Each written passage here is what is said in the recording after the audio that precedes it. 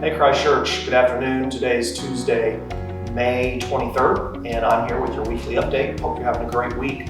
There's 3 pieces of information I want you to know about in this update.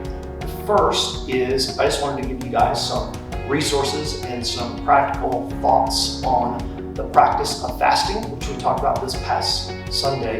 The best book that I have seen and read on fasting is this one. It's called God's Chosen Fast by a man named Arthur Wallace. It's pretty thin, easy to read book, super helpful and balanced between the theology behind fasting and some practical tips. And then more generally on the whole idea of a rule of life, which we just finished studying. This book by Justin Whitmell Early called The Common Rule is really, really helpful, accessible, theologically deep book that really is trying to do exactly what we've been talking about in this sermon series, which is help us think intentionally about crafting our days around more and more faithfully abiding in Christ and living in the goodness of the gospel. So there's a couple of resources for you. Second thing is I wanted to mention that we are bringing on to our church staff a new director of children's ministries. Lydia Robledo is going to begin on July 1st, and we're really excited about Lydia taking on this role, particularly as we move into the O'Connor property.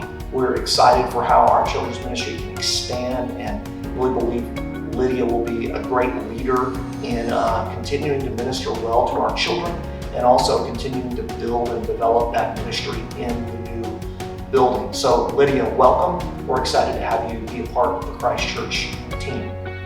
Last thing, as many of you I think know, last week the Christian world lost one of the most significant figures of the last really 100 years in the church. Tim Keller passed away at the age of 72.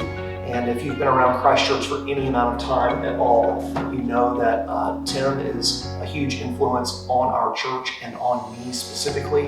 And I was thinking about it last week, and I think that he's probably in the top 5 most important people for why our church exists. And it's probably number 1 as far as people that I don't personally know very well. And Tim taught me really all about church planning through his teaching and preaching and leadership ministries, and also taught me so much about the gospel, as I know he has for so many of you. So he will be missed. What a wonderful life, a life well lived. He was a man worth imitating. So I just encourage you to pray for Tim's wife, Kathy, his 3 children, Michael, Jonathan, and David, and his grandchildren as they mourn the loss of Tim, as well as Redeemer Presbyterian Church in New York City and Redeemer City to City as a church planting movement, and really, honestly, our whole denomination, PCA, who is mourning the loss of one of our spiritual fathers. So rest in peace, Tim, and we're grateful for his life and his legacy. Hope you guys all have a wonderful week. Look forward to seeing you this Sunday, May 28th at 10 a.m. as we celebrate Pentecost together through worship. See you then.